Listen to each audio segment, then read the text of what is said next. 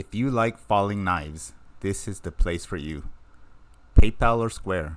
Which one to buy and why? On a technical aspect, Square seems to have found a better base than PayPal. Square created a trough and then a peak, and then a higher trough and then a higher peak. That's a good sign for recovery right there. After a lackluster 2016 initial public offering, Square was one of those stocks that people were saying that they were going to add an S to FANG and put Square in there. It had a high in the $300 range, and ever since May of last year or May of 2021, it has not performed. This isn't a product of this most recent correction that occurred in 2022. It was already falling for 6 months before the correction of 2022 even happened. But it does seem to have found a base, and it does seem to have a new channel. It's still sitting above the 50-day moving average, but below the 20-day moving average. It was above both moving averages when it touched the top of this new channel that it formed, and a bounce off of this 50-day moving average will likely lead us to the 160 range, to the top of this channel. PayPal, it's below the 50 and the 20-day moving average.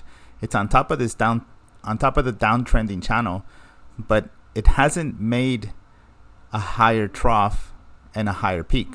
Like you see here, higher trough, higher peak. You don't have a higher trough and a higher peak. Now, we could make the assumption that this 102 price range that we're sitting in right now will be the higher trough, and then it's going to make a higher peak. That's an assumption to make, and I don't think that that's a bad assumption. I think that that is a likely scenario, and we'll find out why.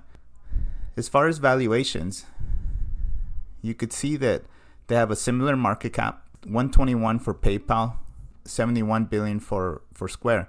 So PayPal has a slightly higher market cap, but the big difference in the valuations is the PE ratio for Square is negative 401, where the PE ratio for PayPal is 2912.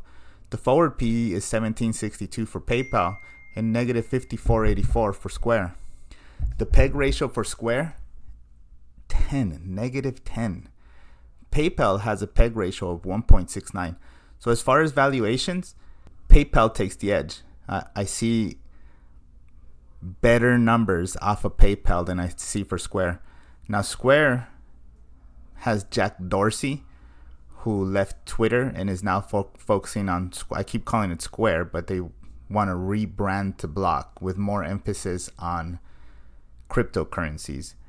The one push that they have right now is their move towards cryptocurrencies. PayPal is competing for the same business, but it hasn't taken a hold as much as it has on Square. The negative news, or could be perceived as negative news, is the PayPal CEO just left the company. John Rainey just left the company to go work for Walmart.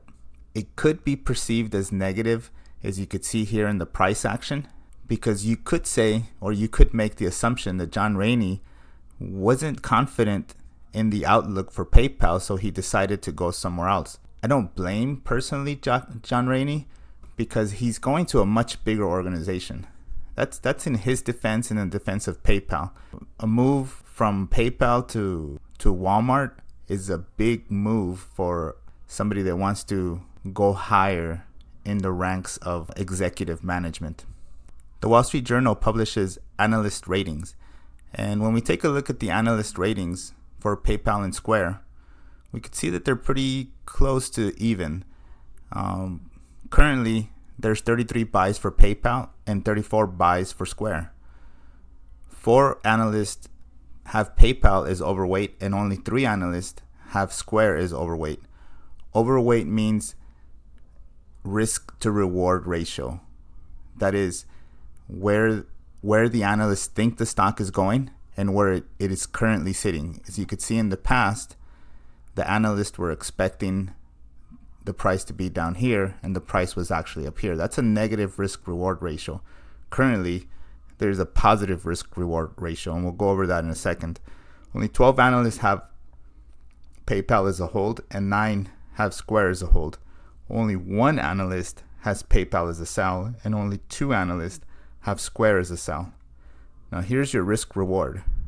PayPal is sitting at 102, and the average analyst rating has it at 171.82.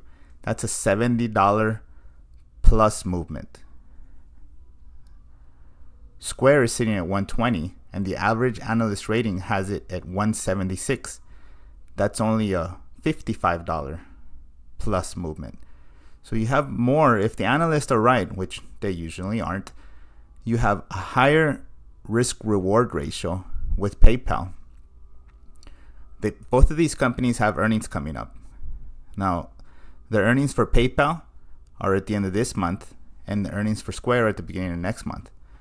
When you look at the earnings, you can see that PayPal has done really bad the last 3 earnings, and they had a good streak for a couple of earnings and a few good streaks before that, but the last 3 earnings have shown negative growth for the first time, and that is the reason that PayPal stock began to decrease. Square has had more consistent earnings, but their profitability still isn't good and their outlook is diminishing. The other thing that gives me confidence about these 2 stocks is that seasonality also has to take place. I always look at seasonality, not just technicals, not just fundamentals. Seasonality tells us that over the summer months, PayPal and Square both ride the wave up. There's not a lot of stocks that are up June, July, and August, but PayPal and Square are. If both these stocks have good earnings, or if either one of these stocks have good earnings, I could see an explosion in the price action to the upside. Now, which one's the winner? Which one would you buy? Personally, I made a small purchase of PayPal. I only purchased 20% of what I am willing to put into PayPal, but I made this purchase on Friday. I purchased PayPal on Friday because I do think that we're going to get a bounce here. I do have a stop loss at the low of the year, so right around 95. That's a $5 downside potential. That's a $5 loss for me if the trade doesn't go my way. But if the trade does go my way, I expect PayPal to go around the 160 range. I will begin to take profit at 150, and I will add when it crosses 120. Square does look better on the chart, but I do think that Square began its movement way before me. I didn't get in Square quick enough, in my opinion. I wish I would have gotten it down here when it made a higher trough, but unfortunately I missed that movement. I do expect Square to go to 160, but that's only a $40 movement for me here, where if PayPal goes to 160 here, it's going to be a $40 movement.